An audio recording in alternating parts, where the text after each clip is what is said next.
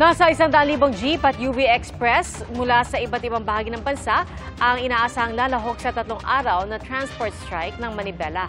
Pero bago yan, nagkilos protesta na sila kanina. Saksi si Joseph Moro. Nagpatikim na ang grupong Manibela ng gagawin nilang 3 araw na transport strike simula Lunes sa Pasig, Caloocan at Las Piñas. Ang kilos protesta laban sa hindi raw tamang bilang ng mga jeepney driver at operator na konsolidado na sa ilalim ng PUV Modernization Program o PUVMP. Sabi raw kasi ng Land Transportation, Franchising and Regulatory Board o LTFRB, lampas 80% na ang mga consolidated na mga jeep.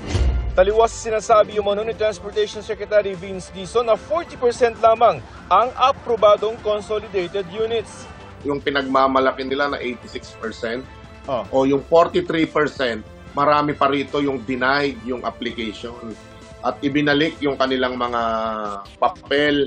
Hindi din sila na-consolidate at higit sa lahat gumastos lang sila. Dahil umano sa pagsisinungaling, hiniling nila sa DOTR na sabakin sa pwesto si Chairman Chofilo Guaris III at iba pang opisyal ng LTFRB. Patuloy naming kinukunan ng pahayag si Guadis. Ayon sa grupong Manibela, 3 araw ito na tigil pasada na ikakasinila sa iba't ibang lugar sa bansa simula sa Lunes. Sa Samaraw, ang lampas 100,000 na mga unit ng jeep at mga UV Express. Wala naman po tayong magagawa doon. Ang concern lang naman po natin, yung mga commuter natin na para huwag naman silang mahirapan. Hindi naman kasali sa tigil pasada ang grupong Piston na tumututol din sa PUV Modernization Program. Kanina, hinarap sila ni Transportation Secretary Vince Dizon habang nagkikilos protesta sa opisina nito kontra sa PUVMP.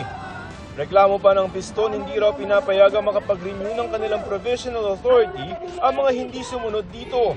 Gaya ng gusto ng Manibela, hiniling ng Piston na payagan sila makapag-renew ng provisional authority ng 5 taon. Ayon sa Piston, pag-aaralan daw ito ng DOTR. Para sa GMA Integrated News, Joseph Morong ang inyong saksi. Mga kapuso, maging una sa saksi. Mag-subscribe sa GMA Integrated News sa YouTube para sa iba't ibang balita.